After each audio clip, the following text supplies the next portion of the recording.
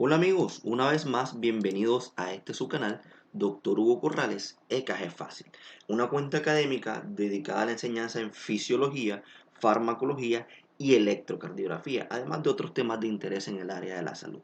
Está avalada académicamente por la Universidad del Norte en Barranquilla, Colombia, universidad donde me desempeño como profesor de estas asignaturas. También los invito a seguirme en mis redes sociales, Dr. Hugo Corrales en Instagram y Hugo Corrales MD en Twitter, además de suscribirse a este canal. Por favor, no olviden suscribirse y activar las notificaciones para que no se pierdan nada de este contenido. En el día de hoy vamos a hablar de farmacología de las insulinas. Comenzaremos hablando de insulinas humanas.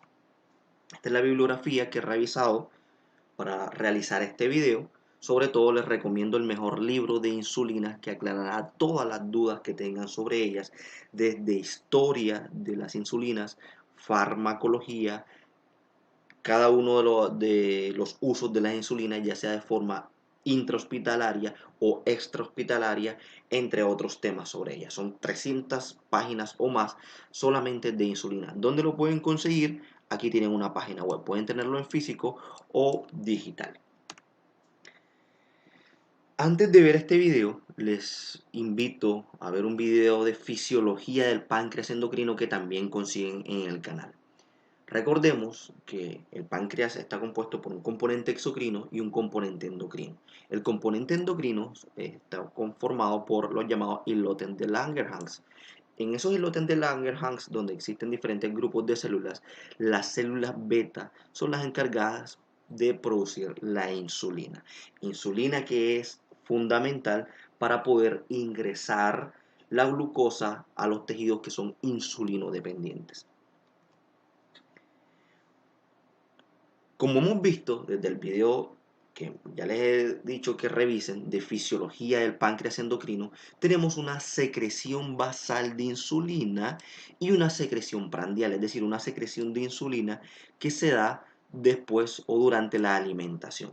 Aproximadamente, como nos alimentamos 3 veces, aquí ven 3 picos de la secreción de insulina, una durante el desayuno, una durante el almuerzo o comida y una durante la cena. Y el resto pues es una secreción basal de insulina. Esta secreción basal versus secreción prandial tiene objetivos diferentes. El objetivo de la insulina basal es controlar la glicemia de ayunas, controlando la cantidad de glucosa que se produce y que se libera desde el hígado, es decir, controlando la glucogenólisis y controlando la gluconeogénesis, que es formar glucosa a partir de sustratos que no son glucosa. Entonces, importante y que esto nos va a servir para entender lo que viene más adelante. La insulina basal, su objetivo es controlar la glicemia de ayuno, mientras que la insulina prandial, que es la que se da al consumir alimentos, tiene como objetivo controlar la glicemia después de comer, la glicemia postprandial. Recordemos también que esos picos de insulina que tenemos al comer, en realidad ese pico tiene dos fases. Una primera fase, que es la que vemos aquí, que se da en los primeros 5 a 15 minutos. Importante esa fase, que como hemos visto en el video de fisiología de páncreas endocrino, depende, entre otras cosas, de las incretinas. Entonces, por favor, vayan a revisar el video de insulinas, que se los dejaré acá en los comentarios y también en la parte superior lo conseguirán. Y luego, esa secreción de insulina prandial tiene una segunda fase más sostenida que la que ven acá. ¿Qué importancia tiene eso? Bueno, veamos lo siguiente. En esta gráfica les muestro lo mismo, una insulina, secreción basal de insulina y una secreción prandial. Miren que en los primeros 5 a 15 minutos se da el mayor pico de secreción prandial de insulina durante el periodo absortivo. ¿Qué es el periodo absortivo? Ese periodo en que todas esas alimentos, esos glucosa, entre otras cosas, que hemos absorbido desde el tubo digestivo va a pasar hacia las células donde va a ser utilizada y almacenada. Entonces vemos luego que la insulina prandial debe estar presente durante todo ese periodo absortivo. aunque tuvo un primer gran pico inicial. ¿Qué pasa en el paciente con diabetes? Lo siguiente, miren, primero veamos el paciente normal, que es la curva en negro, la curva que está en negro.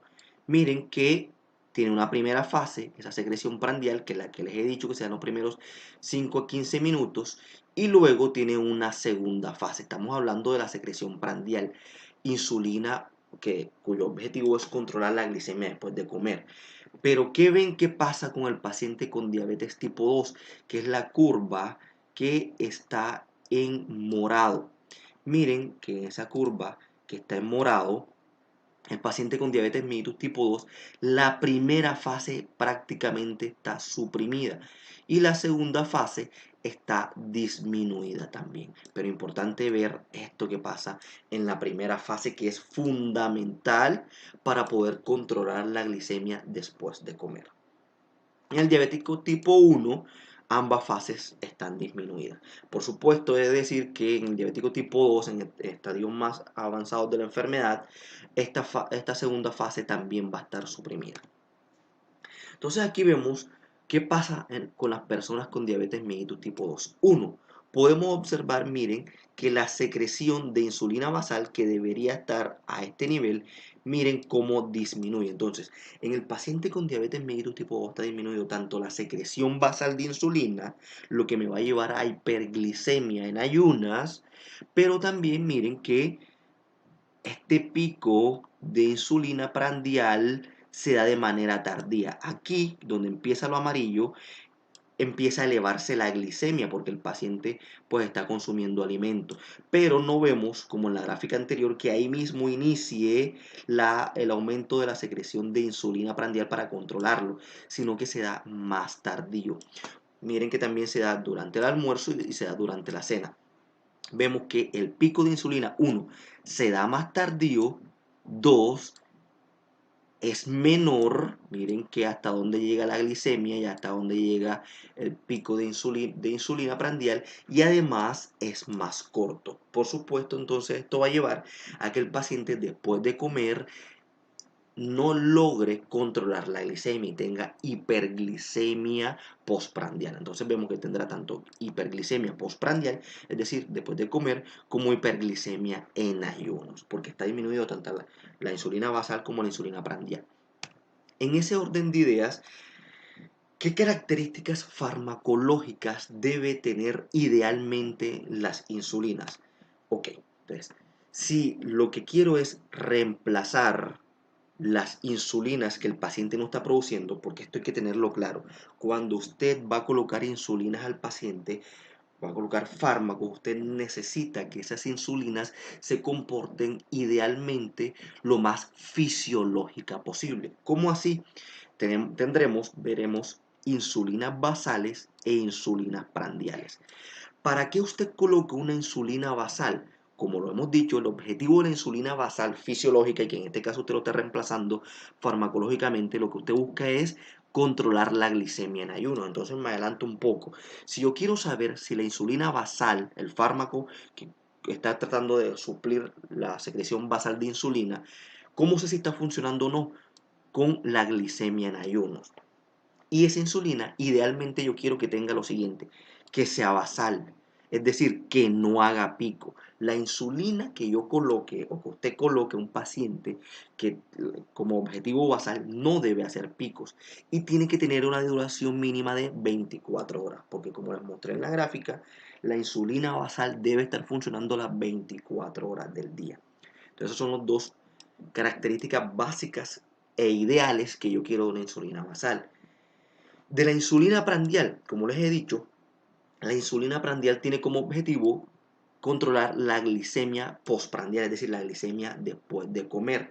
En ese orden de ideas, ¿cómo sé si la insulina prandial que le estoy dando al paciente está funcionando o no? Midiendo la glicemia postprandial.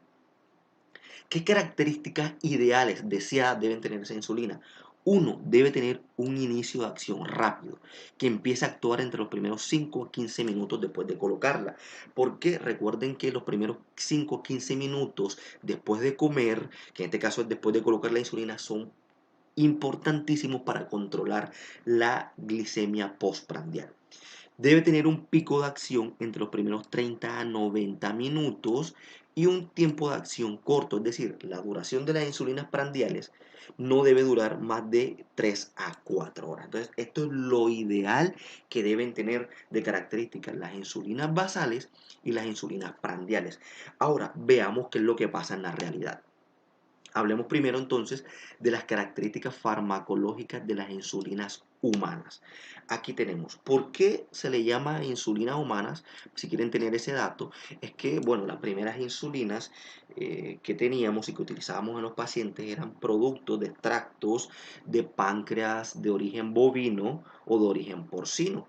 Posteriormente, con la técnica de ADN recombinante, fue posible obtener insulinas humanas, que pues con la técnica del ADN recombinante se colocaba ese ADN o el gen de la insulina a Escherichia coli y así obteníamos las insulinas que pasamos a llamarles insulinas humanas.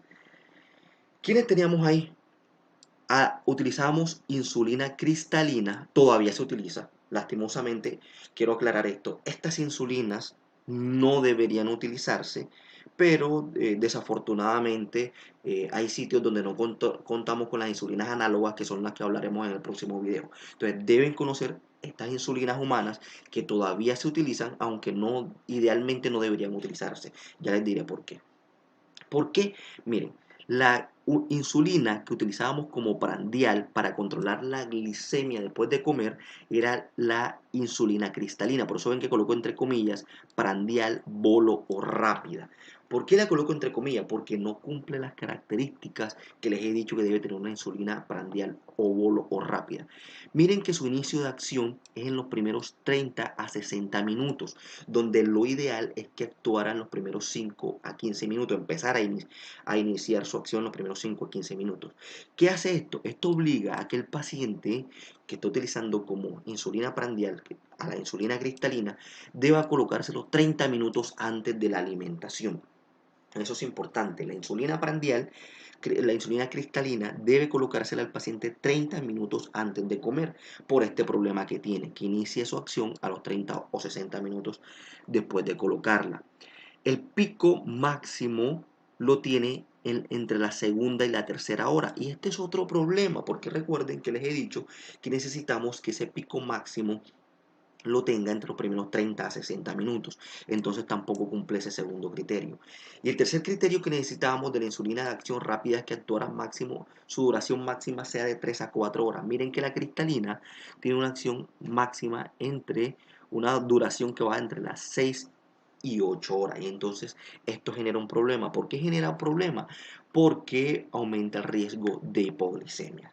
Entonces, por esto, como no cumple ninguno de los tres criterios ideales de una insulina prandial, no debería utilizarse, pero desafortunadamente, repito, en la mayoría de los sitios aún se sigue utilizando con estas limitaciones que tiene. Como insulina basal, pues en lo que teníamos antes y que todavía se sigue utilizando, tenemos a la NPH. La NPH, miren que si bien coloco ahí basal, ¿por qué coloco basal entre comillas? Porque no cumple las dos características de la insulina basal. Uno, la insulina basal que utilicemos como basal no debe hacer pico. La NPH genera picos entre la sexta y la octava hora. Entonces eso va a aumentar el riesgo de hipoglicemias. Y dos, no tiene una duración de 24 horas, dura entre 2 a 18 horas, lo que obliga a colocarla 2 veces al día. Entonces aquí, en esta gráfica, quiero mostrarles el problema, por ejemplo, con el esquema que antes utilizábamos y que, repito, en algunos sitios todavía se sigue utilizando, que es con el esquema basal con NPH. ¿Qué pasa? Como no dura 24 horas la NPH, no tiene esa característica ideal de la insulina basal, pero se utiliza como insulina basal, toca colocarla 2 veces al día. Primer problema. Segundo problema, la NPH, como ven aquí, hace picos.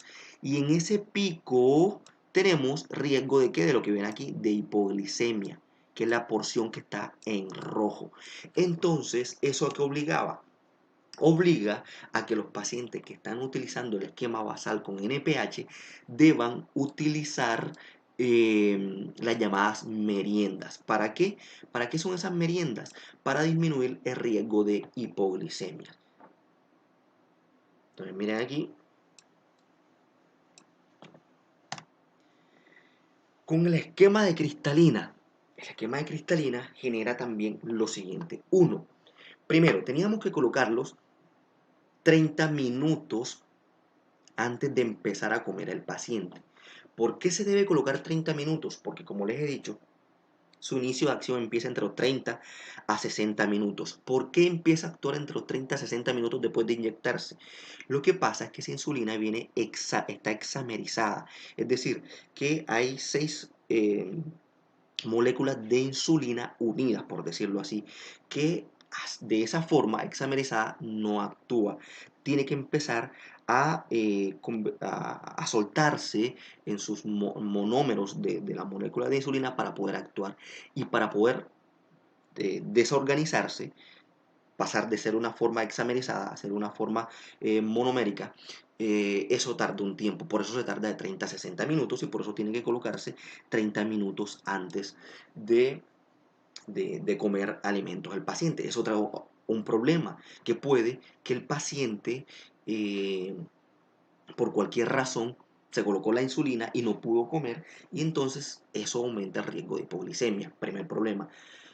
Otro problema, miren que no genera el pico tan rápido. Entonces, esta porción que está aquí no está controlándose la glicemia, porque recuerden que el pico debe darse entre los primeros 30 a 60 minutos y la insulina cristalina lo hace entre los 60, entre la segunda y tercera hora. Eso es un problema, porque miren que no genera el pico cuando debe generarlo, quedando el paciente aquí no cubierto la insulina y teniendo entonces hiperglicemia postprandial, pero además miren que su efecto dura mucho más allá del periodo reabsortivo. Eso hace que tenga un periodo de hiperinsulinemia después de comer, lo que va a aumentar, esto rojo que está aquí, el riesgo de hipoglicemia. He de aclarar que si el paciente, por favor, tengan esto claros y tienen que indicárselo al paciente, la insulina basal siempre debe colocarse, pero la insulina que estemos utilizando como prandial, en este caso la insulina cristalina, si el paciente no va a comer, no debe colocarse esa dosis de insulina, porque como saben, esa dosis de insulina lo que tiene como objetivo es controlar la glicemia después de comer, y si no va a comer, entonces no es necesario colocársela.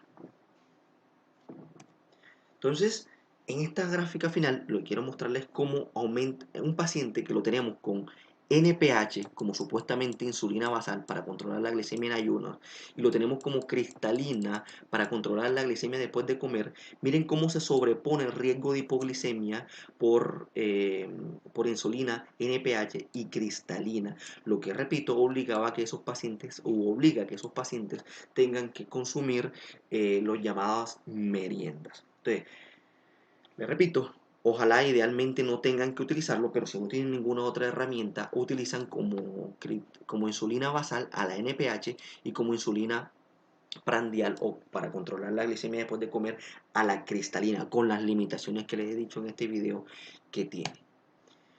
Bueno, en nuestro próximo video hablaremos idealmente de las insulinas que deberían utilizarse, que ya tenemos hoy en día, que sí tienen un comportamiento más fisiológico o ideal, que son las insulinas análogas. Entonces los invito a que se suscriban al canal, a seguirme en mis redes sociales y a estar atentos al próximo video. También hablaremos en un próximo video de la hiperglicemia matutina o la hiperglicemia en la mañana, que puede ser por dos cosas, o porque te estás pasando de insulina basal, que sería el efecto Somogy, o porque estás colocando poca insulina basal, que sería el fenómeno del ALBA. Ahora, ¿cómo puedo diferenciarse esa hiperglicemia en la mañana? ¿Es porque estoy colocando mucha o porque estoy colocando poca insulina? Bueno, los invito a suscribirse y a estar atento al próximo video que haremos. Muchas gracias, amigos. Que tengan un excelente día.